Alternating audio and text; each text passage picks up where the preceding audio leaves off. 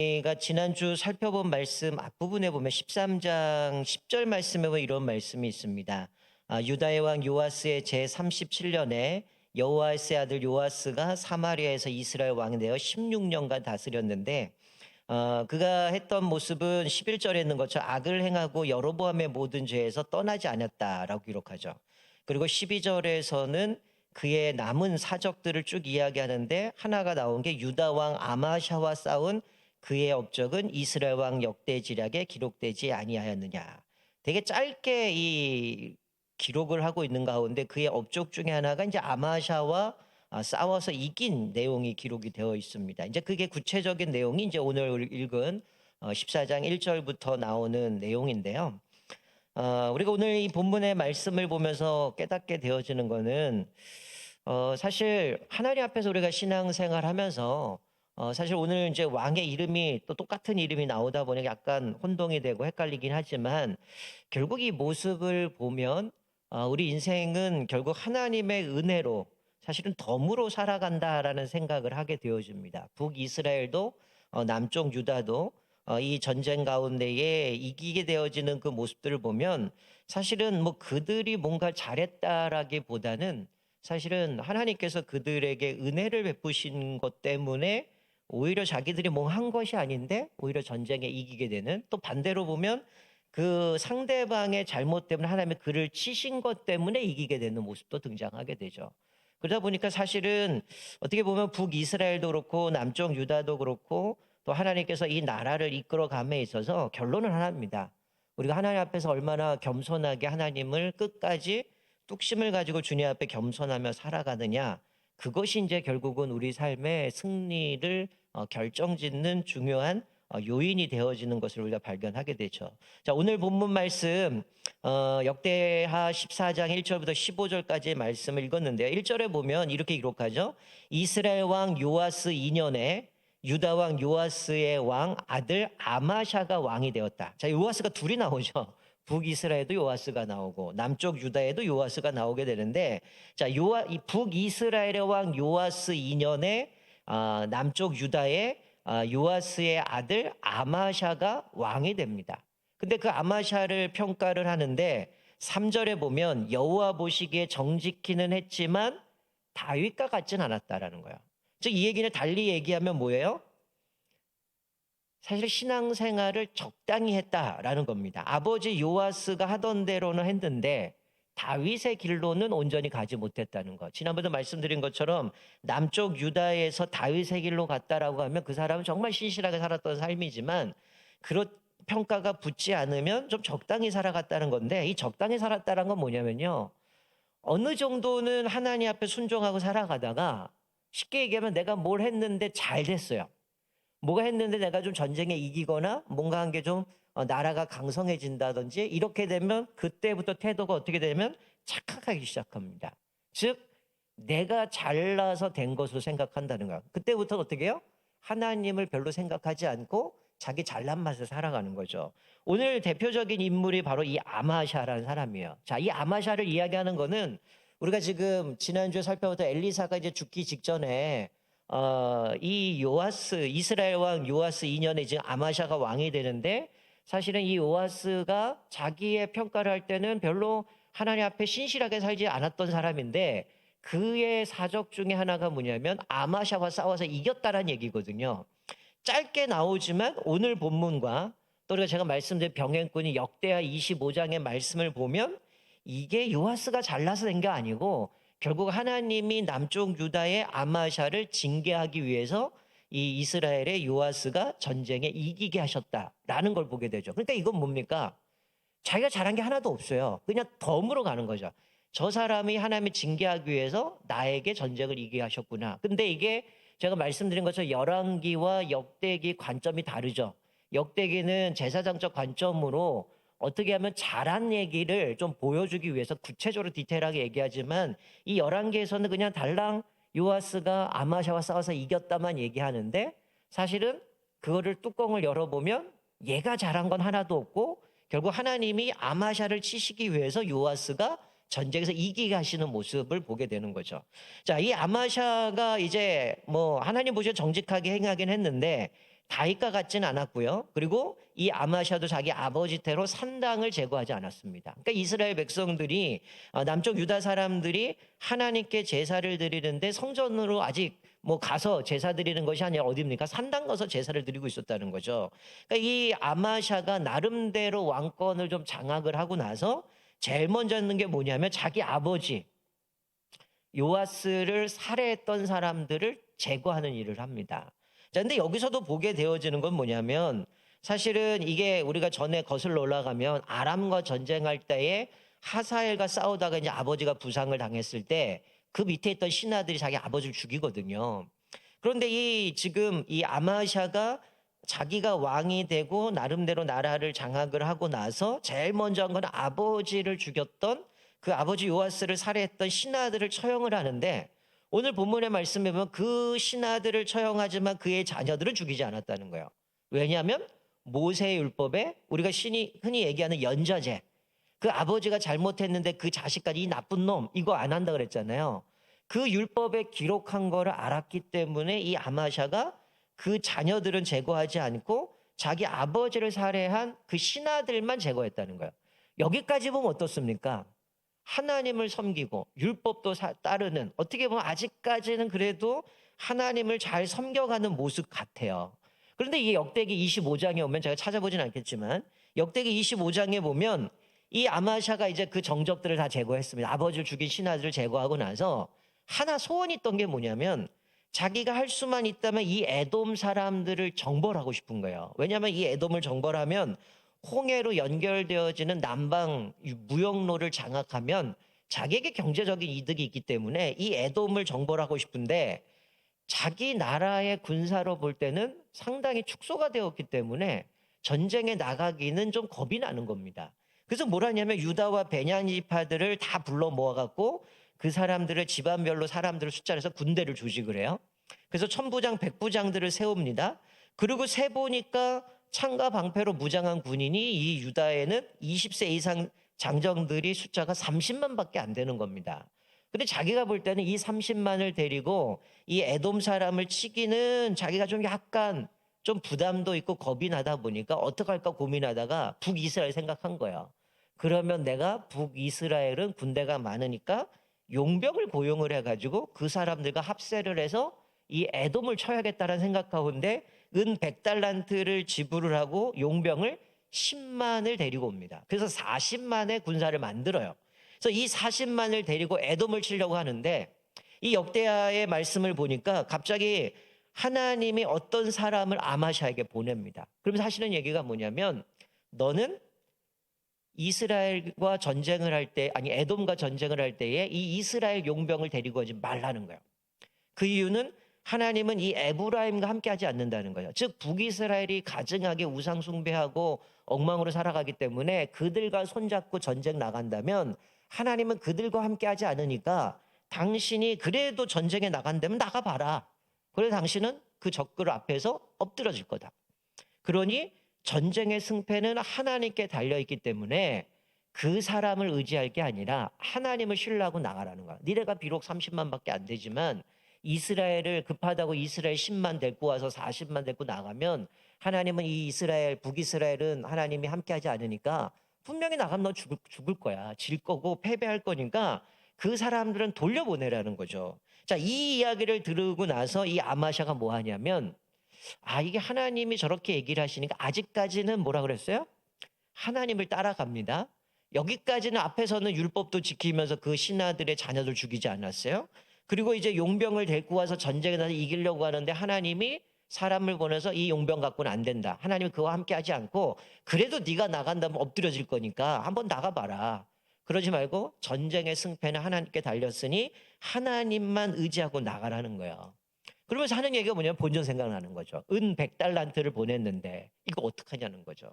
그랬더니 여호와의 하나님께서 보낸 사람이 뭐라 그러냐면 하나님이 능히 이거보다 더 많은 것들을 주실 겁니다.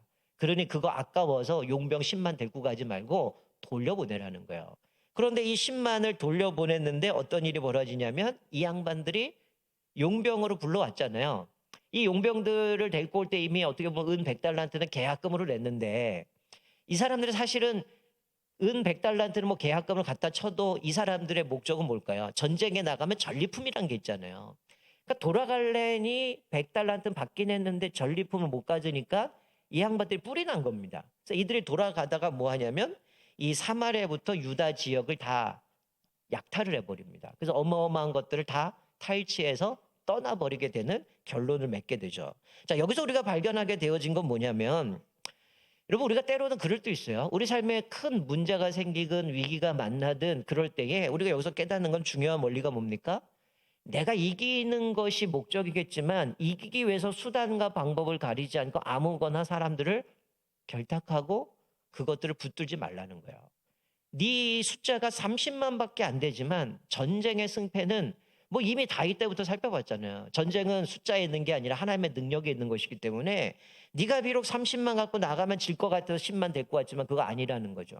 하나님을 의지하라는 거죠. 여러분, 왜 이 모습 가운데 결국 뭡니까? 하나님 앞에, 하나님 우리가 30만밖에 없는데 나라를 세워가기 위해서는 저 경제를 위해서 저기를 장악을 해야 되는데 하나님 불안합니다. 하나님 어떻게 될까요? 하나님 우리에게 힘을 주셔서 이기게 해주세요. 이렇게 기도해야 되는데 기도하기 전에 뭐 했습니까? 인간적인 방법으로 용병을 구한 거죠. 결국 여기서 깨닫는 게 뭐예요? 결국 은 100달란트 날렸죠. 그리고 자기 유다 지역을 약탈당했죠.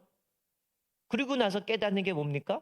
야, 이게 내가 하나님 앞에 엎드려야 되는데 내가 실수했구나.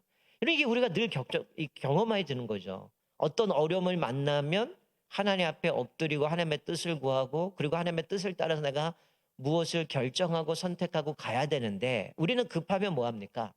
당장 이것만 해결하기 위해서 아무나 붙잡는 거야. 이 사람이 악하든. 사실 북이스라엘은 어떻습니까? 아마 이미 거슬러 올라가면 자기 조상 때도 북이스라엘하고 같이 합쳤다가 오히려 당하게 됐던 모습들을 발견하게 되는데 여기도 똑같이 그렇게 하는 거예요.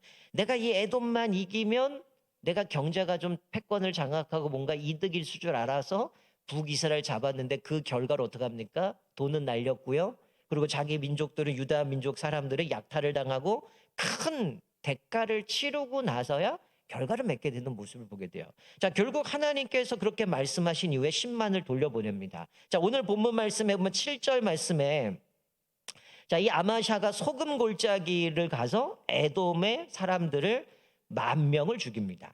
자, 여기 7절에 보면 아마샤가 소금 골짜기에서 에돔 사람 10,000명을 죽이고 또 전쟁을 하여 셀라를 취하고 이 셀라라는 거는 사실 에돔의 그 어떻게 보면 수도와 같은 지역인데 가장 핵심적인 지역인데 셀라를 취하고 이름을 욕드엘이라고 이름을 짓습니다. 자, 이 욕드엘이란 이름이 뭐냐면 하나님에 의해서 정복된 곳이란 의미를 갖고 있어요. 그러니까 지금 이 아마샤가 에돔 사람 10,000명을 죽이고요. 또 그 전쟁을 해서 셀라를 취하고 욕드엘 하나님에 의해서 정복된 곳이라고 이름을 정했는데 근데 문제는 여러분 이 당시에 고대 근동에서 전쟁을 치르면 이게 어떤 전쟁이냐면요. 사실은 나라와 나라가 전쟁을 하지만 이게 이방 나라 싸울 때는 사실 이거는 신과 신의 전쟁이고요. 사람들은 신의 전쟁의 대리자로 싸우는 겁니다. 무슨 얘기냐면 쉽게 얘기하면 저만 좋은 사람 만들면 안 되니까 거꾸로 할게요. 이주호 목사님은 하나님을 섬기는데 제가 바알을 섬겨요. 제가 이주호 목사님을 싸워서 이주호 목사님이 이기면 바알이 하나님께 진 겁니다. 그리고 이주호 목사님이 바알 신을 이 우상을 가지고 가서 성전에다 갖다 놓는 거예요. 그 얘기는 뭐냐면 하나님이 바알을 이겼다 이런 생각을 갖고 있는 거예요. 예전에 우리 사무엘서 살펴볼 때 법궤 빼앗겼을 때 다곤 신전에서 오히려 하나님이 져야 되는데 어떻게 돼요? 신전에 목이 부러지고 막 팔 잘리고 막 했던 거 있잖아요. 거꾸로 됐잖아요.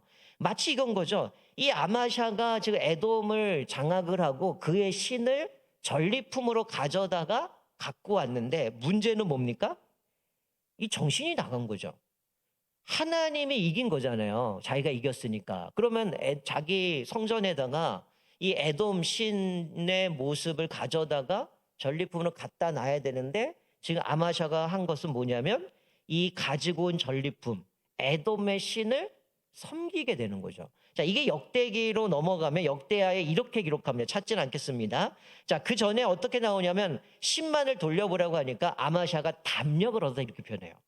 그러니까 하나님 앞에서 지금 걱정이 돼서 10만의 용병을 데리고 왔는데 하나님 말씀 듣고 10만 돌려보내고 전쟁에 나가는데 담력을 얻어서 그 백성을 거르고 나서 아람 그 에돔 사람 10,000명을 제거하고 또 거기 올라가서 사람들을 또 세일을 장악하게 되어지는데, 그리고 나서 뭐라 그러면 이렇게 얘기합니다. 아마샤가 자기와 함께 전쟁에 나가지 못하게 하고 돌려보낸 군사들이 사마리아에서 베토론까지 유다 성읍들을 약탈하고 사람 3,000명을 죽이고 물건을 많이 노력하더라. 자, 이게 10만 명이 돌아가면서 유다를 다 장악했다는 거예요.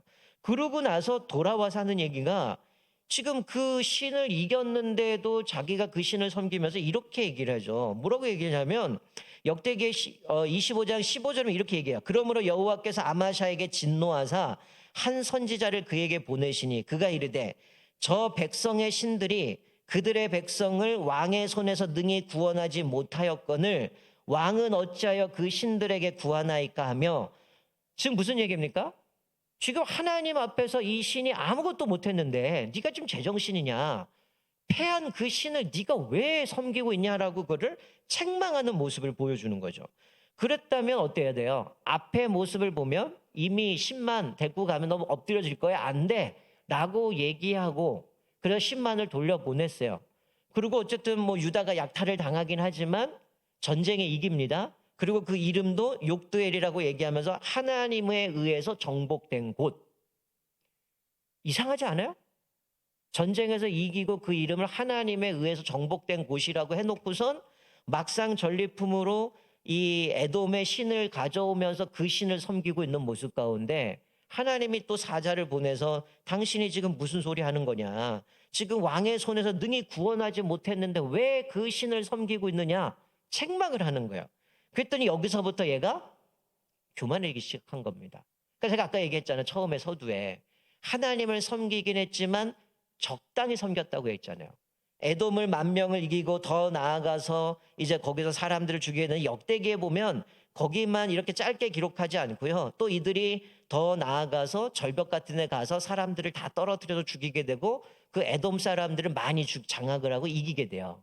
그 승리를 경험하고 나서 돌아와서 하는 얘기가 그 신을 섬기면서 책망을 당합니다. 그랬더니 아마샤가 하는 얘기가 뭐냐면 이렇게 얘기를 합니다. 선지자가 아직 그에게 말할 때에 왕이 그에게 이르되 우리가 너를 왕의 모사로 삼았느냐 그치라 어찌하여 맞으려 하느냐 하니, 지금 무슨 얘기입니까? 네가 얻어맞으려고 하고 있느냐. 그러니 선지자가 그치며 이르되 왕이 이 일을 행하고 나의 경고를 듣지 아니하니 하나님이 왕을 멸하시기로 작정하신 줄 아노나 하였더라. 자, 무슨 얘기예요? 당신이 지금 여호와의 사자의 말을 듣지 않고 하나님의 경고에도 듣지 않으니까 누가 너를 우리들의 모사로 세웠느냐? 하나님의 말씀을 듣지 않는 겁니다. 그랬더니 선지자를 통해서 주신 게 하나님이 왕을 멸하시기로 작정하신 줄 아노라. 결국 하나님이 아마샤를 치시겠다는 거야. 자, 다시 돌아와서 오늘 본문 8절 보면 이제 이 아마샤가 완전히 교만해진 겁니다. 뭐냐면 아마샤가 이스라엘 왕 요아스에게 전령을 보내요. 그러면서 하는 얘기가 뭐냐면 오라 우리가 서로 대면하자. 쉽게 얘기하면 맞짱 뜨자는 거야. 지금 무슨 얘기입니까? 자기는 군사가 별로 없어서 이스라엘에다가 10만이나 용병을 데리고 와서 전쟁에 나가려고 했던 사람이 그 용병을 가지고 왔던 그 나라에다가 지금 이 아람 이겼다고 거기 이겼다고 지금 뭐 한 거예요? 자기가 이제는 싸울 승리하고 나서 이제는 여기까지 교만해진 겁니다. 북이스라엘 정도는 자기가 이길 거라고 생각하고 이제 거기와 대면하자는 거야. 전쟁하자는 거예요. 그랬더니 뭐라고 왜 이런 얘기를 했을까요? 첫 번째는 이거죠. 용병 10만 데리고 왔는데 10만이 가면서 뭐 했습니까? 유다를 약탈했잖아요. 그거에 대한 화가 있었던 거고, 또 하나는 뭐예요? 아마샤의 교만인 거죠. 자, 9절에 보니까 레바논의 가시나무가 레바논의 백향목에게 전령을 보내 백향목의 딸을 며느리로 달라고 하죠. 그러니까 뭐라고요? 레바논의 들짐승이 가시나무를 짓밟아 버렸다. 이런 얘기를 하죠. 여기서 얘기하는 레바논의 가시나무가 누굽니까? 이 가시나무는 유다 아마샤를 얘기하는 거고요. 레바논의 백향목은 북이스라엘 이야기하는 겁니다. 그러니까 이제 가시나무가 백향목에게 북이스라엘 전령을 우리 대면하자고 얘기하잖아요. 그러니까 이 백향목의 딸을 며느리로 달라고 했다라고 하는 모습 가운데 지금 뭐예요? 이게 지금 사실은 가시나무라고 하는 거는 저주받은 자, 천한 것이거든요. 백향목이라는 거는 축복받은 자, 고귀한 신분인데 지금 이 가시나무가 와가지고 지금 백향목에게 자기 딸을 줘서 우리 결혼하자라고 하니까 이건 뭐 택도 없는 얘기를 하는 거죠. 그것처럼 지금 네가 나에게 전령을 보내서 지금 대면하자고 하는데, 그러니까 이 이스라엘의 왕 요아스가 뭐라고 얘기합니까? 그냥 너 그 자리에서 영광이나 받아. 지금 네가 무슨 나랑 싸워서 네가 이길 거라 생각하지 말고 그냥 너 거기서 영광이나 누리고 거기서 화를 자초하지 말고 그냥 거기서 누리는 거나 누려. 이렇게 얘기를 해버리는 거죠. 그런데 어떻습니까? 아마샤가 듣지 않습니다. 결국은 이 아마샤가 하나님의 말씀을 순종하지 않고 에돔 신을 전리품으로 가져와서 유다 백성으로 하여금 섬기게 되어지는 모습을 보면서 하나님이 버리겠다라고 말씀하셨기 때문에 결국 이 아마샤를 하나님께서 이 요아스에게 넘겨버린 겁니다. 그래서 결국 아마샤가 전쟁에 패하게 되는 거죠. 자, 그래서 베세메스에서 이 이제 아마샤와 요아스가 이제 전쟁을 하게 되는데 결국은 유다가 패하게 되고 병사들이 뿔뿔이 흩어집니다.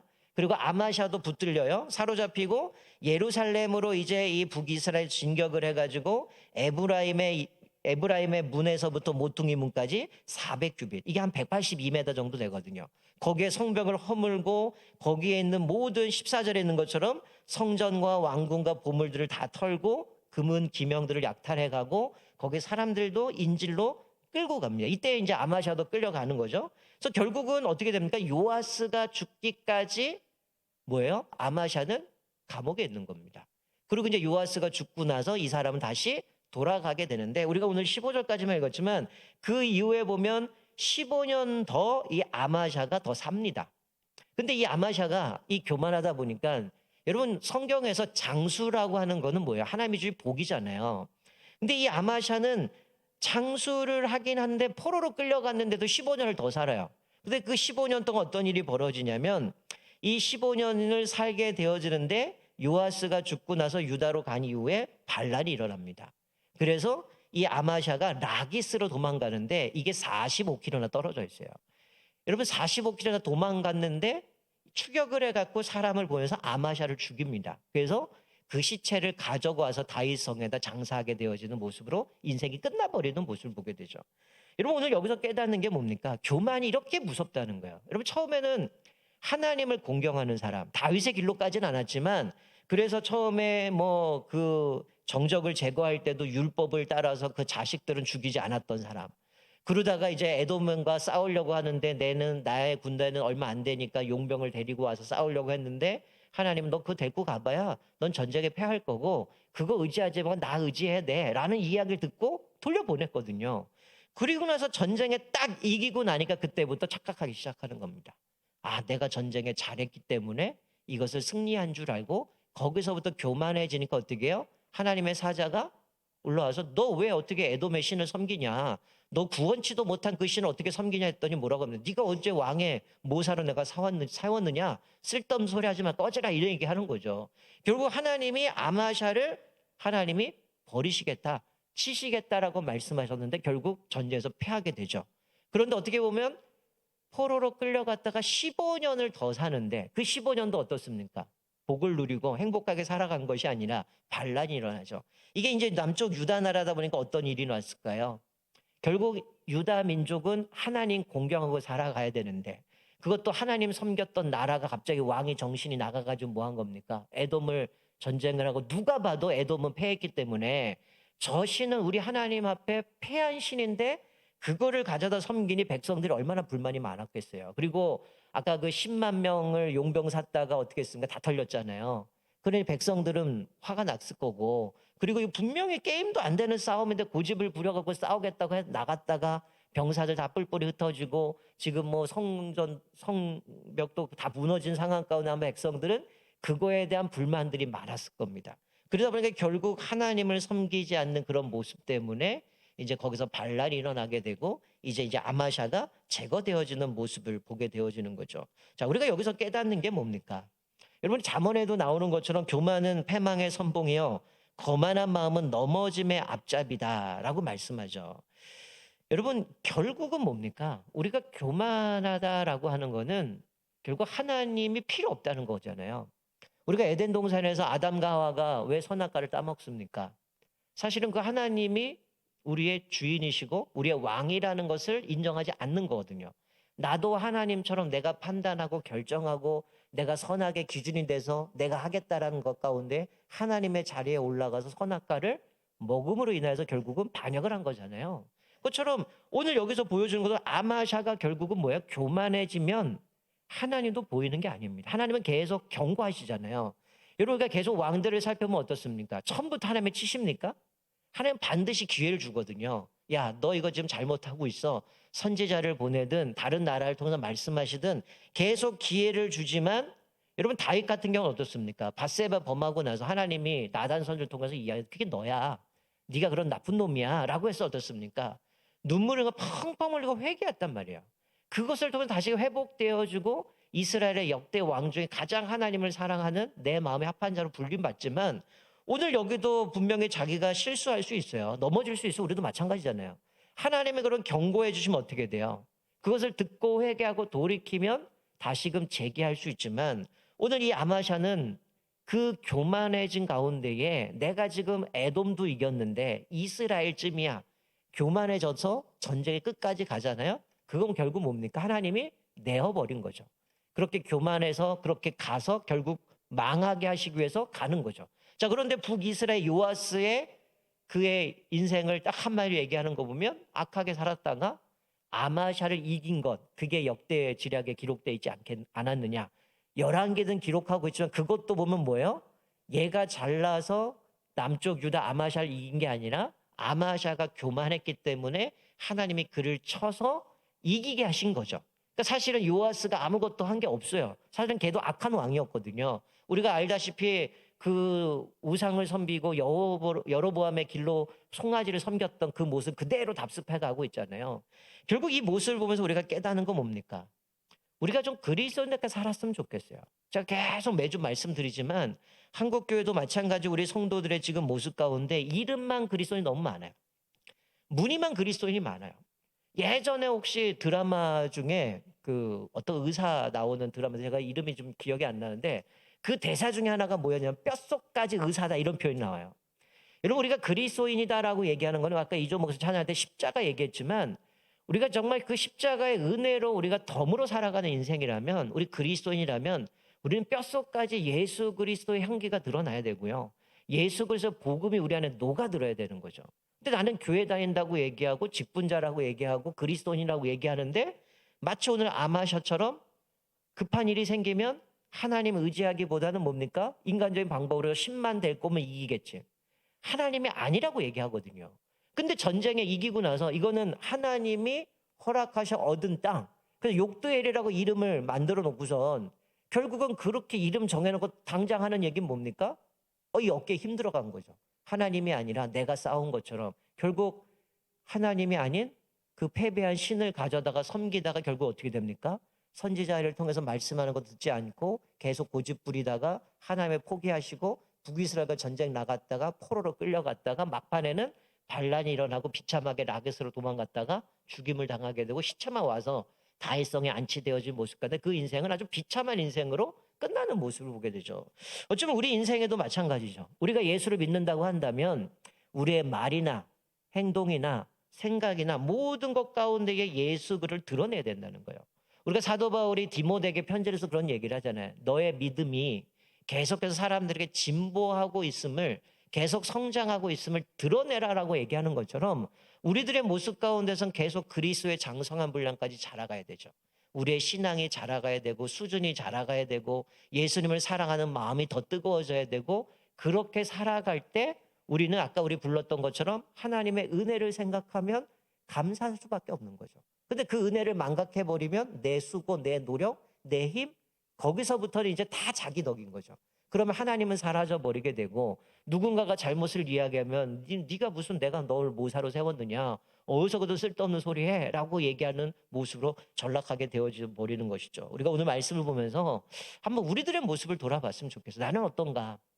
하나님 앞에서 내 모든 것들은 하나님의 은혜임을 알고 하나님 앞에서 그 겸손하게 모든 것을 하나님이 우리에게 허락해 주셔야만 우리가 먹을 수 있고, 하나님이 허락하시면 한 걸음 걸어갈 수 있고, 하나님의 은혜를 베풀어 주셔야지만 그 문제가 해결되었음을 알고, 모든 문제 해답은 주님 앞에 있음을 고백하면서 하나님 앞에 겸손하게 주님을 인정하고 살아가는가?